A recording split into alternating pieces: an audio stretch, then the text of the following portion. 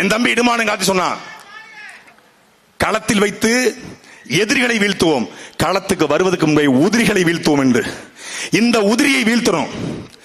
இதை விட்டணும் வைங்க, இன்னும் பல நம்முடைய அண்ணன்மார்கள், நம்ம அக்காமார்கள் என்ன பாவம் பண்ணிச்சு. அந்த 9 வயசு குழந்தை, 4 வயசு குழந்தை, 1.5 வயசு குழந்தை, ஒரே குடும்பத்துல 2 பிள்ளை, ஒரு தாய் செத்து போச்சு.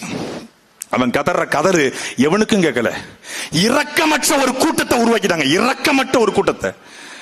கொள்கை எதிரி பாஜக, அரசியல் எதிரி திமுக, பாசிச பாஜக, பாயாச திமுக. இப்போ ஒரே அடி, ஒரு அடிதான், ஒரு வழக்கு போட்டான். புஷியானந்த் எடுத்தேன் பாரு ஒரு ஓட்டம்னா, ஒரே வழக்கு. ஆத அர்ஜுனா, நான் உசுருக்கு ஒரு ஆபத்து, கடல் மேடி ஓடுவேன்டா என் கொய்யா அப்படின்னு ஓட்டான். ஒரு வழக்கு. டேய் 224 வழக்குடா எங்க அண்ணன் சீமான் மேல, 224 வழக்கு. இந்த சாதாரண ஒரு சைபர் கிரைம் வழக்கு நீ பாய்ந்துட்ட. சைபர் கிரைம் வழக்குக்கு அமித்ஷாக்கு போனு, ஜி மேரே ஆப்னே ஜி ஓ கோனுகே கோனை சமாது பண்டிகை காலத்துல கோயிலுக்கு வெளியே வைப்பாங்க, நகி பேட்டா பேட்டா எங்க தர்றாங்கன்னு பேசிட்டு இருக்காங்க. ஒரு வழக்குக்கு அமித்ஷாக்கு போன, ஒரு வழக்குக்கு அமித்ஷாவுக்கு